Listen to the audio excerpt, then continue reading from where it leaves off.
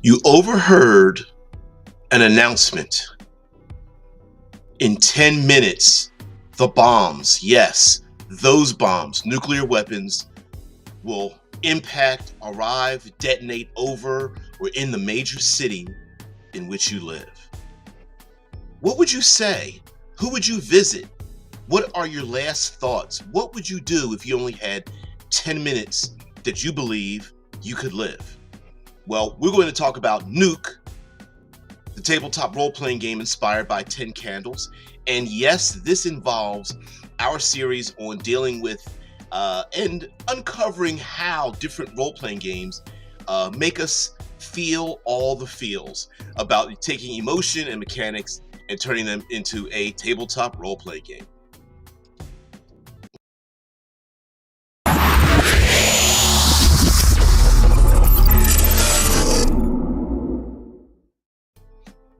Hello, creatives, community, and kind folks. Welcome to RPG with DBJ. Thank you very much. Thank you again, co-host, for being here. I really appreciate it. Oh, you guys, a little too early here on our side of the pond, and I can tell some of you are a little.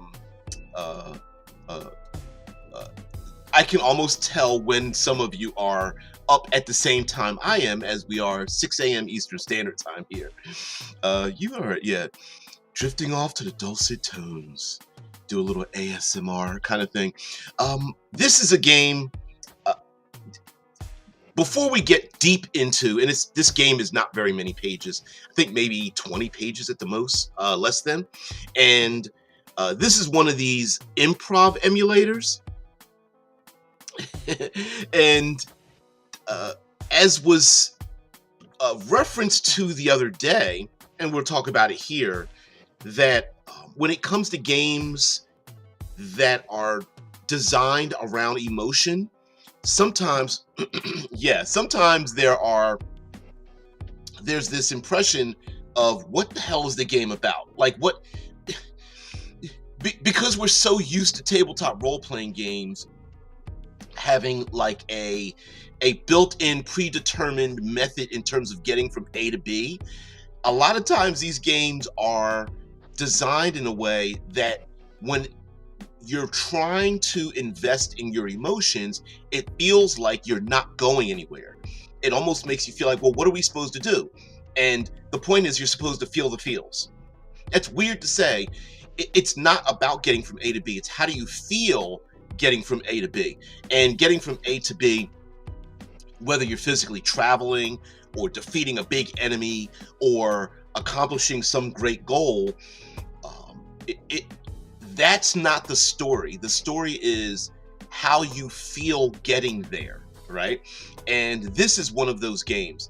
Mind you, similar to Dread and similar to 10 Candles, the game isn't meaty because, and it doesn't feel like it's that deep. It doesn't have deep mechanics or anything like that because it is supposed to be an improv generator.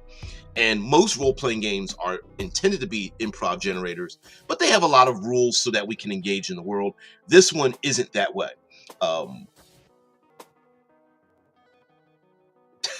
Well, maybe. Maybe, yeah.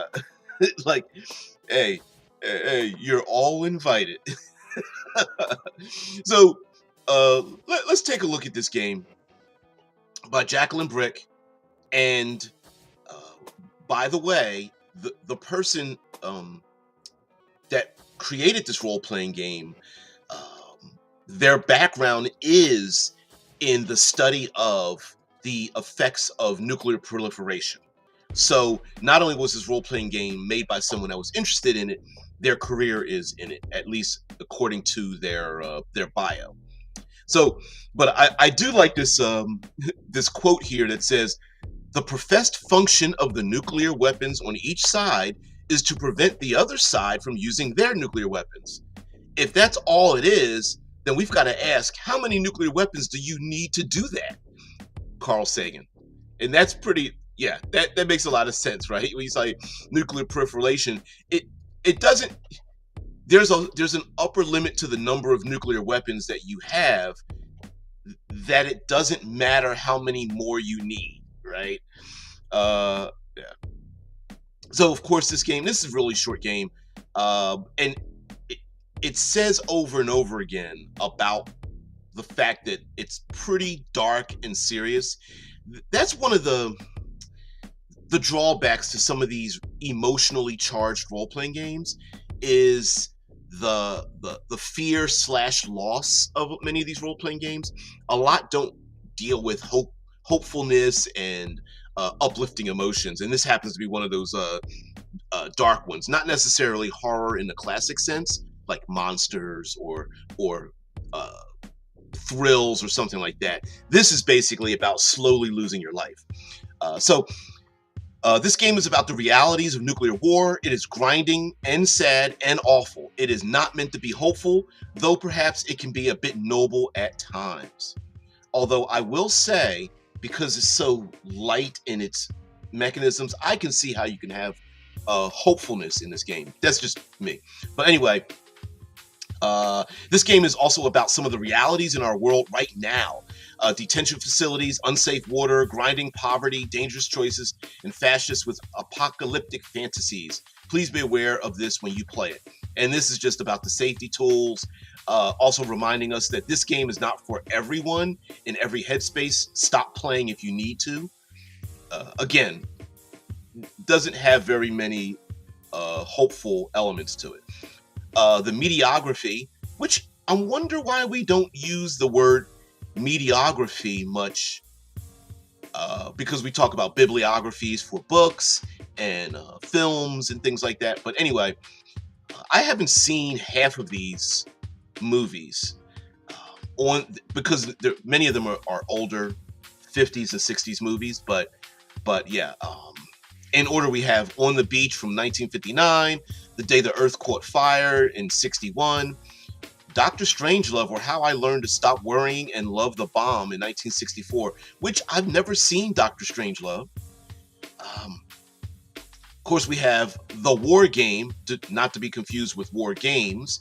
We have The War Game in 1965, which I've never seen. And then we get into something that I'm familiar with, The Day After in 1983, which aired on television, and it was pretty damn depressing itself.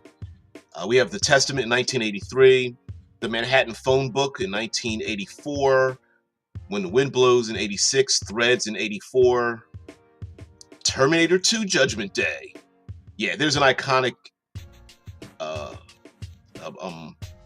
nightmare scene that one of our characters has when she's grabbing onto a chain link fence and gets her flesh blasted away off her bones. We have the movie The Road, which is very excellent movie, depressing. I don't know if I'd want to watch it again. In 2009, based on a novel in 2006. We have Chernobyl from television series. I think were there 4 episodes? It was brilliant as well. And then we have a list of terms when describing nuclear exchange, from airbursts, blast waves, fallout, fireballs, firestorms, splash, ground bursts, atomic and thermonuclear weapons, mushroom clouds, retaliation, etc., etc. A lot of blank space in here. There's a movie named Threads, and it says, in an urban society, everything connects.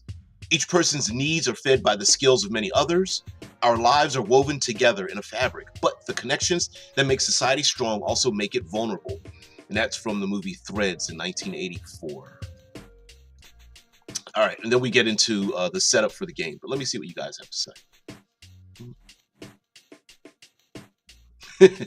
Saber God says, yeah, The Road is like an instruction manual. It is. The Road is post-apocalyptic storytelling without any of the grand, like, Road Warrior. It's like, it is not a superhero emulator. It is, yeah, The Road is dark and depressing, dude. It's an excellently made movie, but the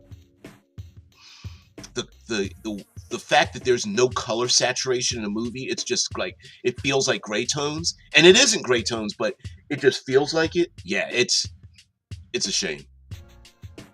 Time to talk about threads again. Yeah. Yeah, haven't seen Strangelove myself either.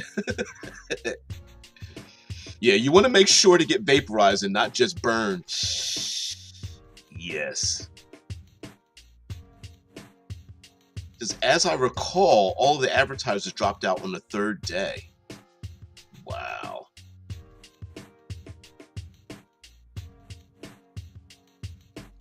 So, I grew up in a time when I remember watching the day after on broadcast television. Me too.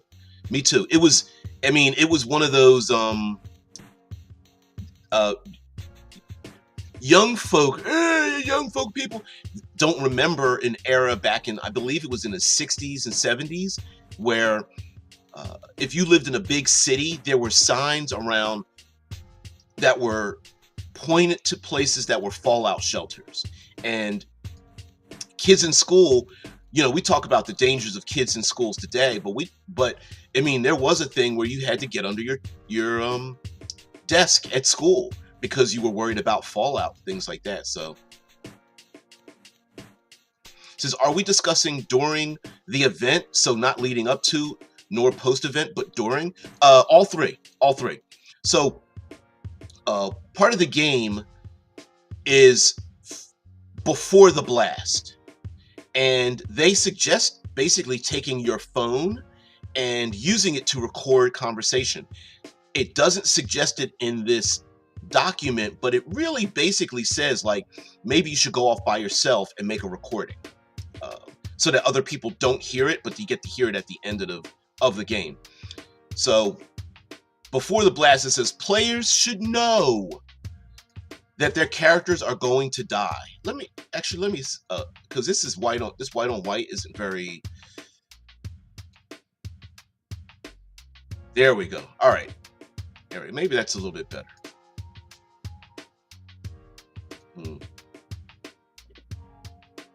Yes, as I recall, the first 2 days were sponsored by Ford, and they pulled out on the third day. Really, I couldn't remember. I couldn't remember the controversy around it, because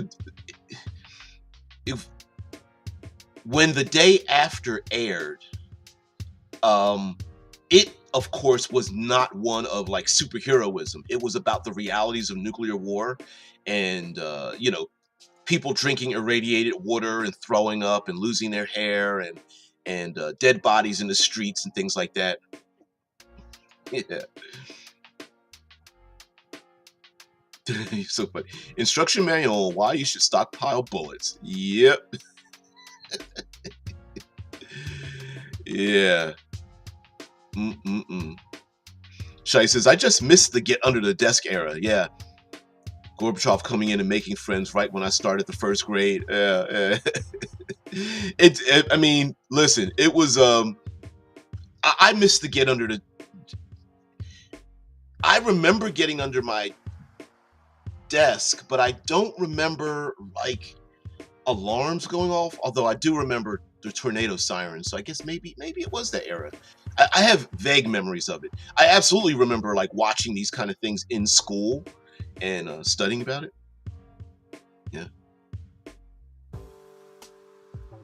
Yeah, the day after was so heavy nobody would sponsor the miniseries. Yeah. Day after, real thing, aired on television. Yes, showing us the effects of it. It was meant on purpose to scare us, so that we would no one wanted to vote for nuclear proliferation or the use of nuclear weapons. It was basically like, you know what, you do realize our enemies have nuclear weapons too. So no matter who launches first, we're all dead. That's what they were trying to get across. So anyway, players should know that their characters are going to die. I think you could change this a little bit, and we'll get to the end of this in a minute. This is not a happy game. This is a game about nuclear war. So choose a city together. This should be a large city with strategic resources, power, manufacturing, economics, communications, etc., and of national importance. Player characters live and work in this city. Now, here's the mechanics of the game. When I said it was inspired, this writer was inspired by 10 candles. Players collectively have a pool of 10 six-sided dice. So the pool of 10 six-sided dice is shared amongst everyone playing the game. And over time, that dice pool begins to shrink, similar to how 10 candles, you blow out a candle, or Dread, where you knock down the Jenga tower. The dice represent that part of the loss of these dwindling resources. And that resource is hope and exhaustion and energy and love and resources of all kinds, shelter, and that kind of thing. And it starts to dwindle down as that dice pool gets shared amongst each person. So this is kind of effed up too. Each player writes down the following on a note card: name, pronouns, appearance, job, and 1 or 2 hobbies. Don't worry about jobs you think will survive the bomb. It won't matter anyway, which is true. Select or come up with a guiding phrase for your character. This could be anything from only the strong survive to happiness is a purring cat and a cup of tea. And then each player should also answer 2 of the following 4 questions. Who is your favorite ex-partner? And what do you miss about them? Who gave you that chance to be where you are today? Who came to your rescue when oblivion looked appealing? And lastly, who features in your happiest memory? And those are basically prompts to get you to play into scenes and such. And then I got to show you something that's pretty interesting here. Not necessarily tabletop role-playing game, but it is very tabletop role-playing game adjacent and interesting. We're going to show you there's an interactive map. So you will need a package of playing cards, maybe, and some note cards of your own, as well as a computer or phone with internet. I don't know why it says you need one with internet, but it's really strange. Open up Alex Wallenstein's Nuke map and choose a preset yield or enter your own. So I'm going to click this Nuke map and show you guys something here. So the link to this is down below. To the right of the screen that I'm showing you is an interactive nuclear map. So I'm going to have you guys pick a location. We have a number of preset locations on this list, and I hope you guys can see that, because you are going to pick a location that we are going to artificially show what would happen if a nuclear exchange happened. I was about to describe it and say, hey, this is a place we're going to nuke, but that's not necessarily the case. Yeah, hate to tell my liberal friends your pronouns won't matter. We're all doomed. That is true. That is very true. I did wonder about that. I was like, pronouns, does that even matter? But oh well. I guess your name doesn't matter either. I believe Chris Christopherson starred in a miniseries. I don't remember that. I can't remember. Yeah.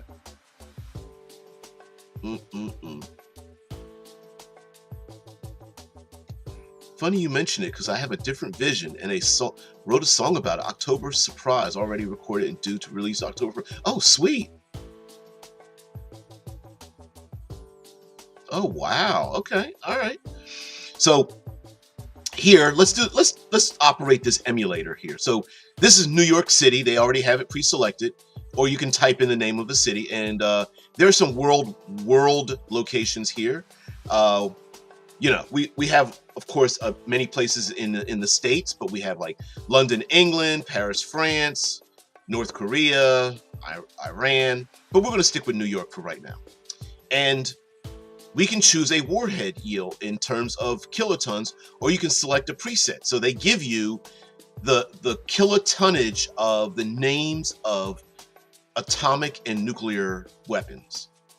We can pick the Fat Man from Nagasaki, or the largest Indian weapon tested, or the W-87 currently in U.S. arsenals, the Minuteman III, and it goes on for all of these larger and larger weapons as they creep up in in size. We've got the W-39 US H-bomb, almost accidentally detonated in 1961. Topol, the SS-25, currently in Russian arsenal.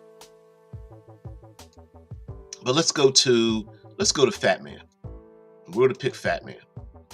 And then we have other things. Do we want it to be an air burst? We're going to make it a surface burst. We're going to have casualties, and we're going to also list the radioactive fallout. And then you can clear some fields. So we're going to detonate this bomb and see what happens. And estimated fatalities creeping up, plus injuries.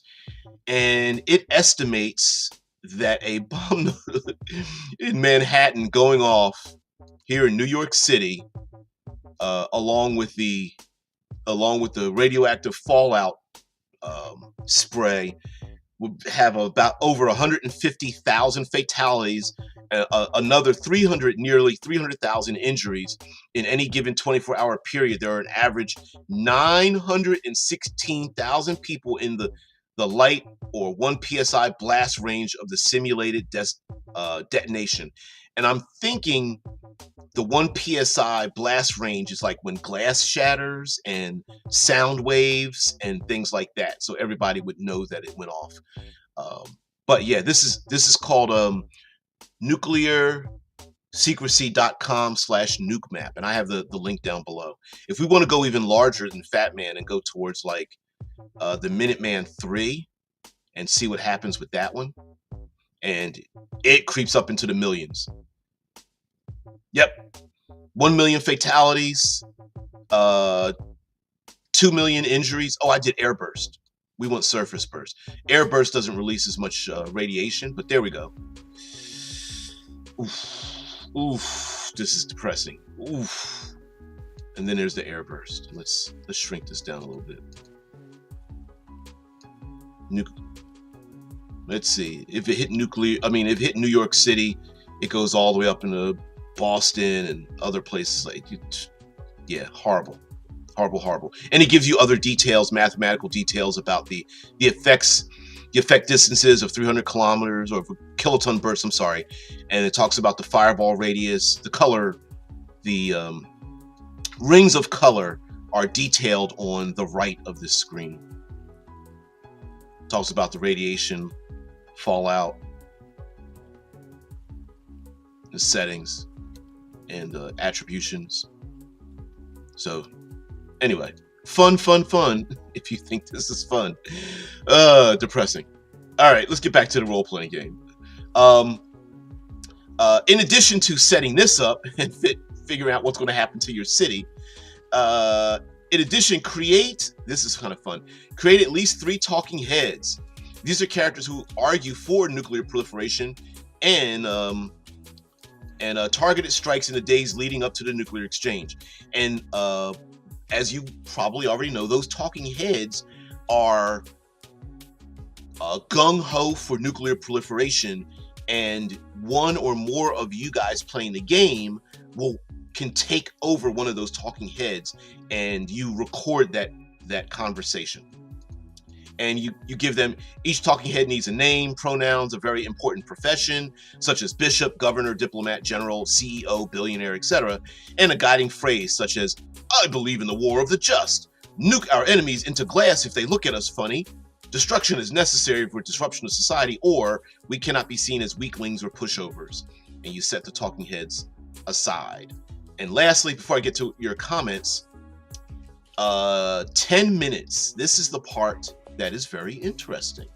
And I wonder, because you have a short time to use your cell phones, you could just hit record if you have a recording option on your cell phone.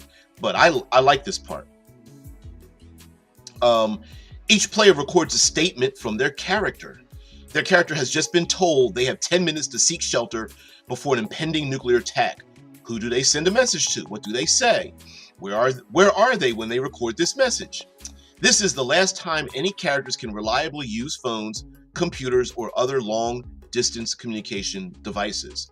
While they're doing that, the GM sets up 10 card houses 2 cards leaning against each other for each house will do, but you can get fancy with it if you like. They'll be destroyed anyway. It's basically you set up a house of cards, and what this is suggesting is record this message. So basically, you can go. This assumes you're hanging out together. You don't have to. You could just do it on your own phone. But it would be pretty interesting to like do this like online, and then you just step away from the computer, just put BRB, be right back, and you record a 10-minute message in character and come back. No one knows what you said, what your character has said, but you recorded a 10-minute message. And it's important because we get to replay all of the messages together at the end of the story. So of course we have ourselves, this is from the war game. The blast wave from a thermonuclear explosion has been likened to an enormous door slamming in the depths of hell. I think it's probably worse than that. And then we talk about after the blast, and these are all the scenes. You can actually start the game with a dead character, which is really weird. Players whose characters start in the fireball radius on the Nuke map should be given the chance to change location before play. If they don't, their character or characters start the game dead. Yes, you can have more than one character. Maybe they might suggest it if characters keep dying off. And then players with dead characters have first choice of talking heads between scenes. So basically, if your character dies, you become a talking head. And again, this game is more of an improv generator than a role-playing game, but it's kind of cool. And then you get to play out scenes, and the dice mechanic is very simple. Basically, if the dice pool starts at 10,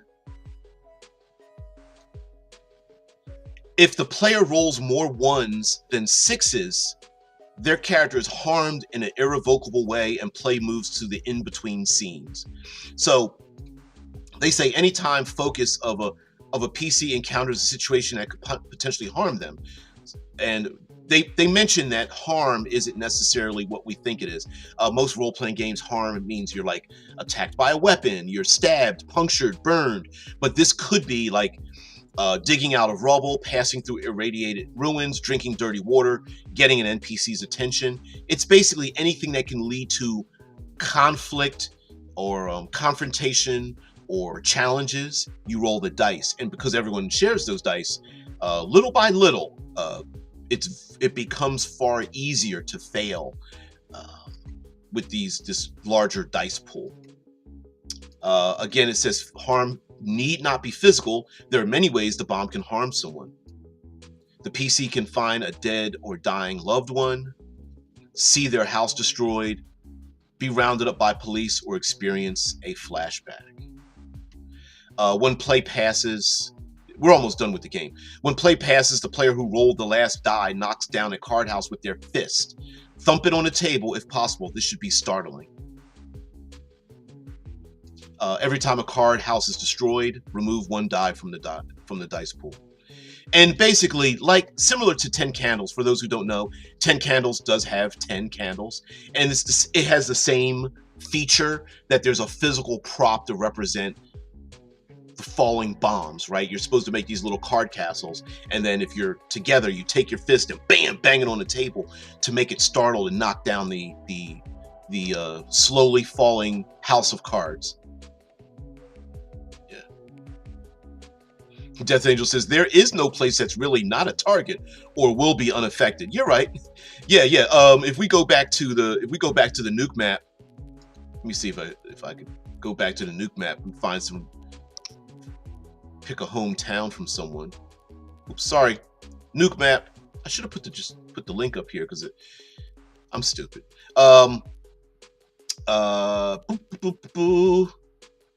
Select a preset or type in the name of a city. So let's put in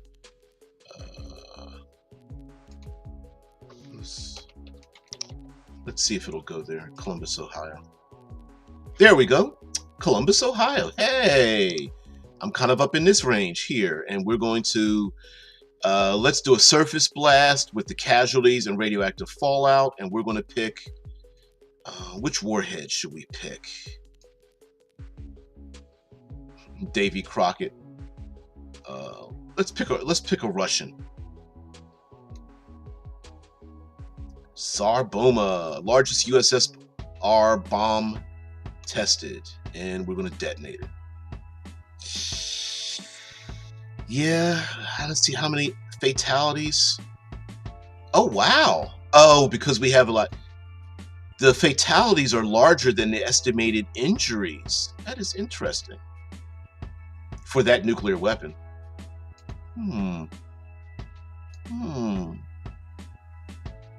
Let's pick one of our own. Let's go to the Minuteman 3. Detonate that over my city.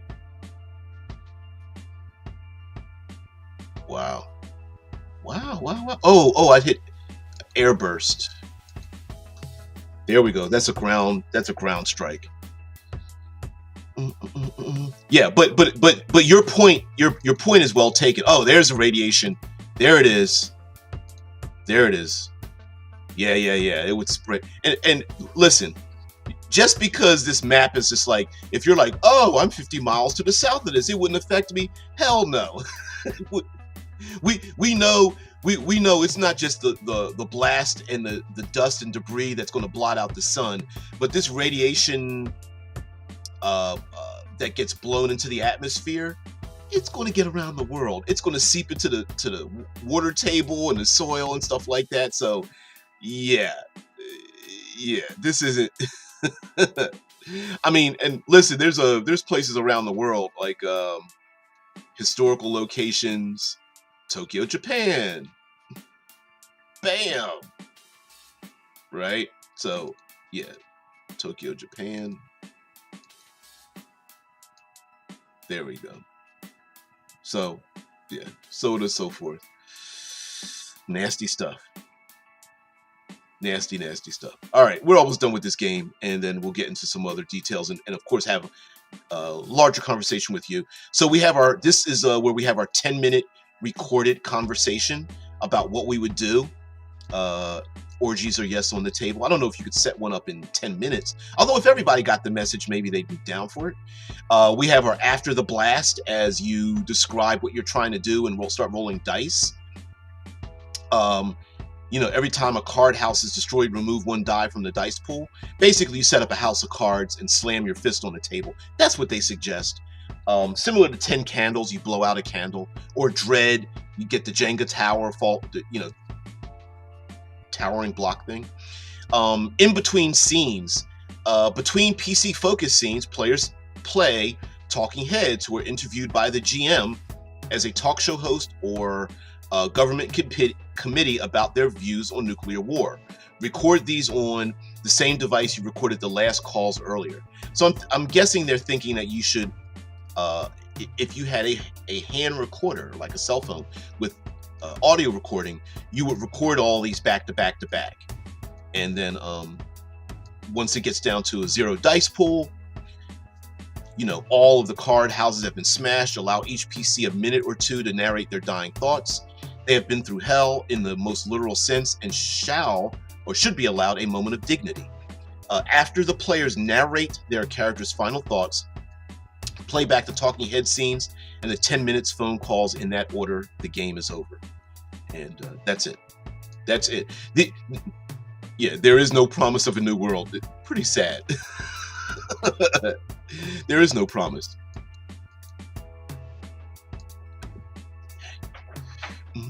Let's see what you guys have to say in the chat.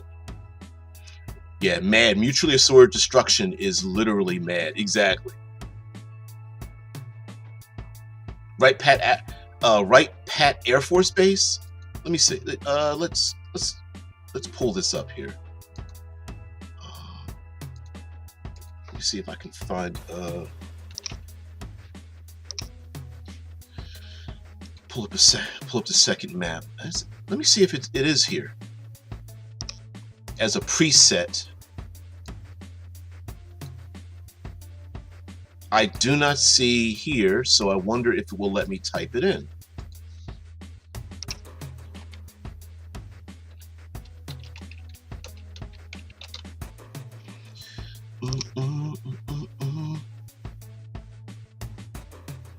If that's where Wright Pat Air Force Base is at, it let me do it. And let's pick a North Korean weapon, and it hits this. We'll put down the casualties, radioactive fallout, and detonate it. It's not going up very high. And Wright Pat Air Force Base, Portsmouth. Did I get it right? I didn't get it right. Huh. Maybe? I don't know. I don't know. I don't know where it's at. I am uncertain. Is in Dayton. Yeah. Okay, yeah. I knew it was in the United States. I was like, that's in Europe. So I would probably have to put in like Tampa or Dayton. So yeah, we could do that. We can absolutely do that. Let's put in a day. Put go. Oops. I typed it in wrong. I think it still went there. Just to ensure. Yeah, it did there. Clearwater, St. Petersburg. There we go. Yeah, look at that. So there's Florida, and pretty much anything that lands on the west coast shoreline of Florida is going to take the fallout straight across the state, because you can drive. Floridians know that you can drive from east to west, west to east. You know, no more than 3 to 4 hours at you know. Yeah, pretty horrible. That doesn't look right. I was like, what's the estimate? Oh, I didn't hit the thing. I was like 3,000, closer to 50,000. There it is. There it is. From North Korea. Although if we go with the larger weapons, like a 300 kiloton Minuteman III, and do that, and that's an airburst right now. It goes way up. And there's a surface landing in Tampa, Florida. Yeah, it's wild. This map is wild. But anyway, you know what I'm going to do is pop this in the chat. Let's see if you guys can get this here. I put it down in a doobly-doo too, and paste this in here. So, getting back to the tabletop role-playing aspect of this game, I think there is the possibility of adding this game into a more hopeful method, because the dice are shared amongst everyone, and basically the more ones you roll over sixes, you start just subtracting them. Anything in between doesn't really have an effect. I would have everyone start rolling the dice, and then when the dice pool is down to the number of players, that's where you have found you have your eyes set on a hopeful location, whether it is a military base, whether you've gotten away from the roving gangs that have erupted because society has fallen. Many of the characters have gathered together the things that are important to them, the people, and the items that they've needed. They've gotten maybe some food items and whatnot, shaken off the trauma that has affected them. They're not stunned and stressed out as much, and collectively the player characters are moving towards that goal. And then, since each person is represented by one die, when the dice are rolled as the party has to go overcome complications, and I would state those complications would be one per character. So let's say there's 4 players and there's 4 dice left. You get to roll the dice, and hopefully none of them come up as ones, or at least more ones than sixes are rolled, and that's who gets to survive at the end of the nuclear proliferation. Now, this being a reality emulator, most human beings are going to die off. If not, if you want to make this a little bit more post-apocalyptic, you could get into the, you could absolutely start flavoring this as like, yeah, Drew says, but dying is the hopeful ending. Yeah.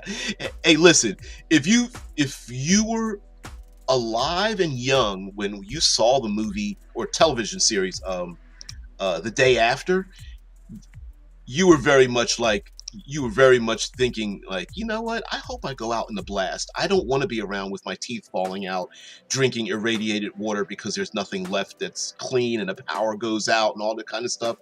Yeah, I'm with you guys. Yeah. um as far as this being a tabletop role-playing game, it is very, very thin. I don't mean it's terrible, I think it's thin. Games like Nuke, 10 Candles, Dread, Microscope, and there's a language one where you create an artificial language. There are these number of games. Yeah, I'm with you there, Shadow. Yeah, honestly, it's better to die in the blast than to survive. I agree with you. Because as a human being, we're just small. We're fragile and small compared to this kind of thing. And that's what the game is about. You call it a game, but maybe the word game is not exactly what it is. It's the slow walk towards destruction and death and despair. Mm-mm-mm. Mm-mm-mm. I mean, I remember in The Day After, there were people on the highway, and the people on the highway saw the bombs coming, and when they struck, most of those people on the highway went blind. It's horrible. These are suggestions for scenes to come up. Like the PCs meet up with other survivors, many of whom are in shock. They struggle with basic tasks. The PC encounters an aggressive survivor whose idea of nuclear war is informed by might makes right, apocalyptic ideology. This would-be king tries to subdue, seduce, or scare off the PC. And it goes on. There's a bunch of prompts here. The PC is hungry, but seems to be surrounded by an endless field of industrial waste. The PC searches for loved ones, but finds only ash and ruin. The PC is shot at for looting or stealing from destroyed storefronts or homes.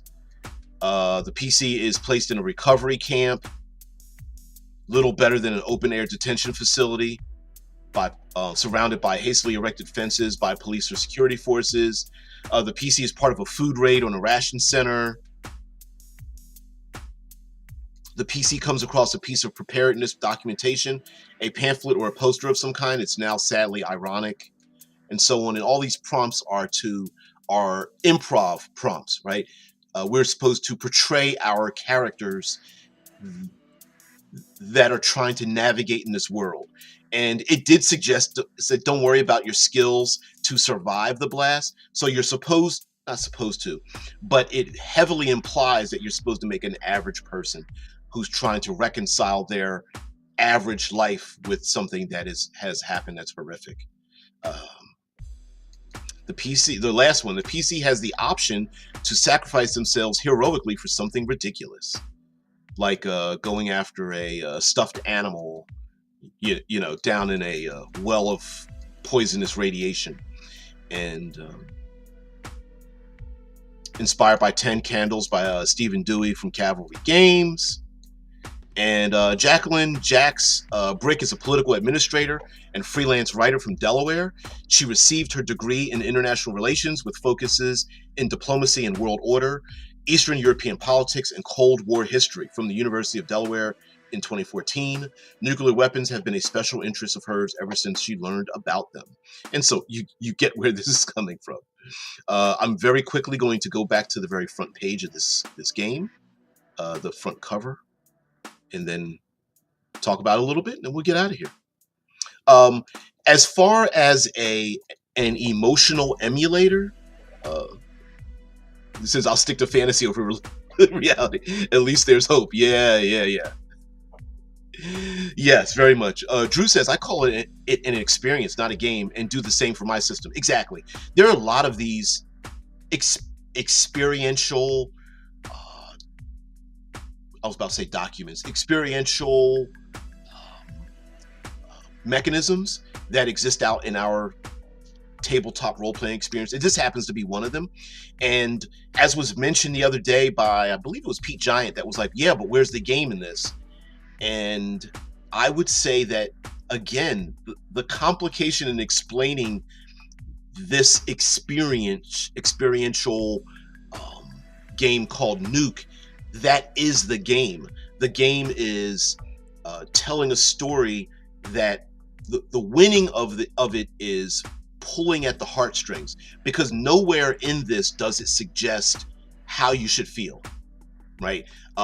If you feel like it's party time, then that's just how you feel, and whatnot. Now, mind you, you're playing with other people who their characters are being portrayed in different ways, and they are acting and reacting to things. So they may find your party, at the end of the world attitude to be off-putting, and you could have some psychological and or physical conflict with that. But that's the point of the game.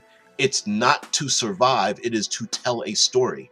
And there are some people who play role-playing games to tell a story. They're not interested in the success of their character. Their success is finding a nugget of emotion that both elicits something out of themselves and other people.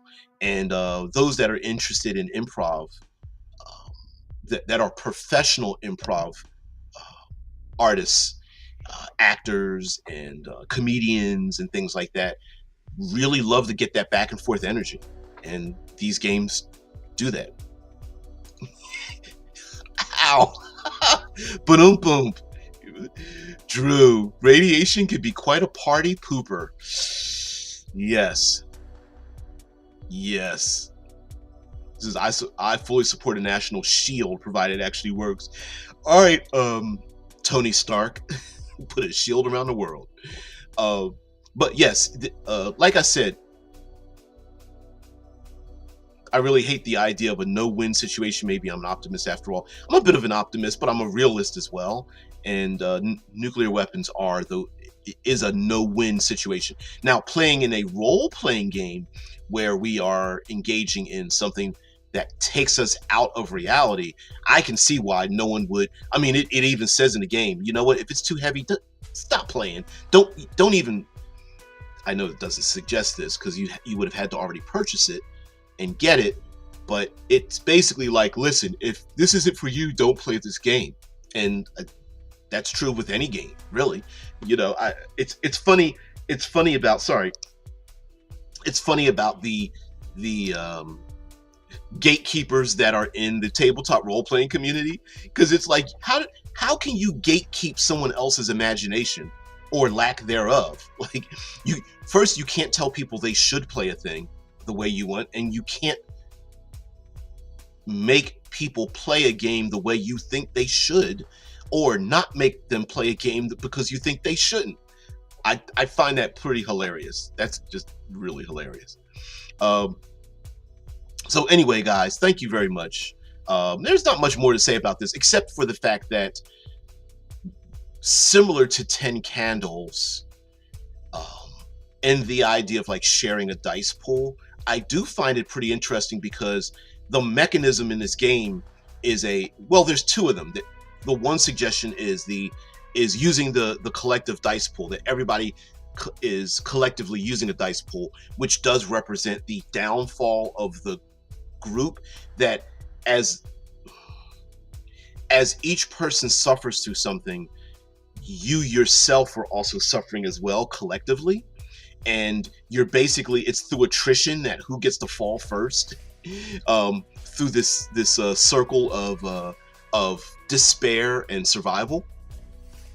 Similar to 10 Candles, it's supposed to elicit a feeling, as the only light in the room has 10 candles, and at the very end of the game, you blow out that last candle and it's just darkness. I would wonder if anyone would play this game using the House of Cards, basically taking playing cards and stacking up 10 House of Cards and slamming their fist on the table. And I wonder if people would record their last moments and also record the talking heads and put that in a, play back all the things that were said, and keep that as like a document of what the game was about. I wonder if people would do that particular part of it. I like the idea of each player going away for 10 minutes to record an in-person interview, especially if you can draw out of yourself an emotional response. That would be kind of cool. Maybe no one knows that you were crying in the corner or something like that, and when they play it back, everyone gets to hear it and is kind of shocked about what the person said in the 10 minutes they had before the bombs hit, and then how they portrayed their character, and go, oh, that's why you were that way. Don't worry, nukes aren't real, otherwise we would have all been nuked already. Not necessarily. People have fists and can cock them back. It doesn't mean they punch you with them, even though there may be the option. Reanimate as a radiation zombie, that would be the outcome for the optimists. We don't see too many radiation zombies. We've seen very early on cursed zombies, and we've got disease zombies, but we don't see too many like alternate zombies. And I think we're missing our zombie apocalypse. We're missing some of our alternate zombies. Yeah, I guess everyone had their limits. I would never impose my fears upon others, but I did grow up in the 70s and 80s. Me too. I'm all too familiar with the notion of there being no winning endgame. Yes. Now, mind you, I think we're both coming from shadows. Like, we understand what a no-win situation is, but it's defeatist to think you can't get out of it, right? Like, there are ways. The defeatist part is giving up and saying that there is no way out of it, rather than saying, oh, it's no win, but we can still keep talking, we can still negotiate, we still have brilliant people come up with great technologies and great ideas and great social structures and things like that, thinking globally, right? And then of course there's a human limitations as well. You ain't wrong there, Drew. You ain't wrong. Oh my God. Yeah. What's going on here with Springfield, Ohio and stuff is just horrible. That's just one little aspect of the how human beings are harmed, not helped by political machinations. And it's just horrible. Just think spreading, yeah. Ursula von der Leyen? Alt zombie end boss? I'm not familiar with that. I am not familiar with that at all. But I'm not going to hold you guys any longer than we need to. This game is already depressing enough as it is. I think there are ways to make it more hopeful. Maybe it's only 10-12 pages long, maybe a little bit more, and very easily hackable. I suppose you could have a way to regain dice. I suppose if the players come across, it could be a 3 strikes you're out kind of thing, like, hey, there are resources or safety zones or something like that you can find. You have to roll the dice at least 3 times, and if you do, you gain back dice. So it might be like 2 steps forward, 1 step back kind of thing. But yeah, ask the folks in Nagasaki and Hiroshima if atomic weapons are a real threat. It's not something to be trifled with. I agree with you there. Yeah, absolutely. I'm thoroughly impressed that society was able to move past such an incident as it did. You know what I mean? Although there is a little bit of an irony about the United States having used them, and then we are the forefront and like, we shouldn't be using these things. So anyway, guys, thank you very much for being part of the show. I really appreciate it. Thank you very much for letting me introduce these styles of games to all of you out there.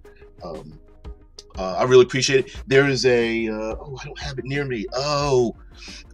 There's a follow-up to the game, A Single Moment, and It is called A Second Moment, which was a document put together by a bunch of people who hacked the Samurai two-player Samurai game known as A Single Moment, and it's about 80 pages long. It's really cool, and so we'll go over that tomorrow, and then and we'll go out with our system here.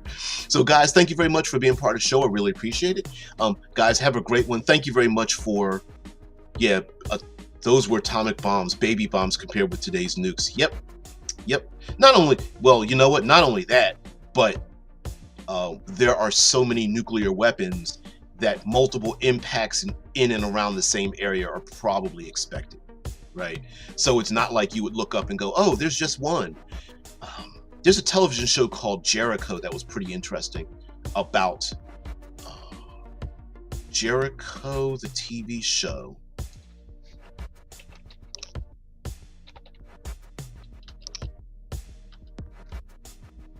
Drama series. Yep.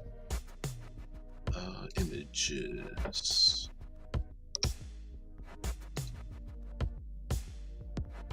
Wait a minute. That's not what.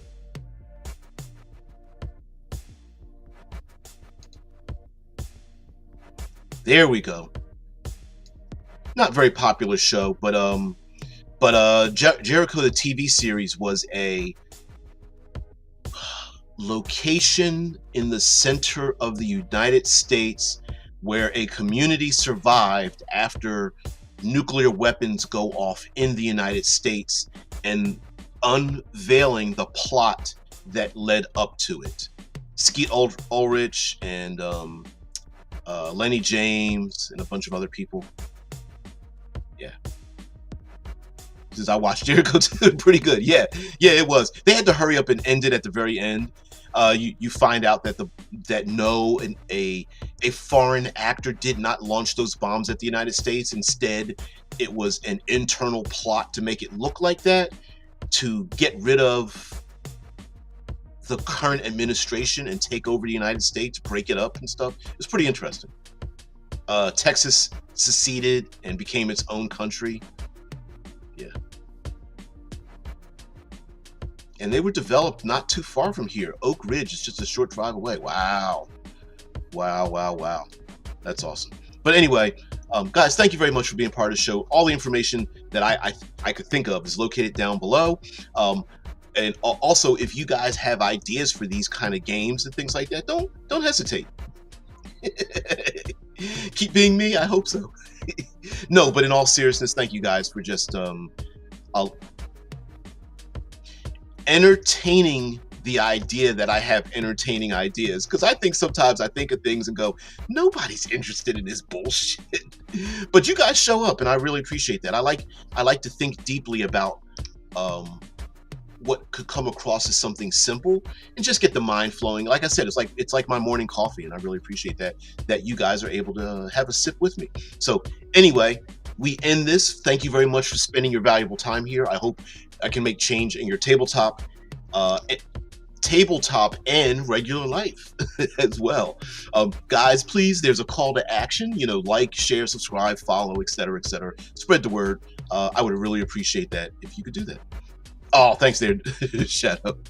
Yeah, so some of us live in flyover country here in the States, and collectively, us slightly north Midwesterners out here, really appreciate it.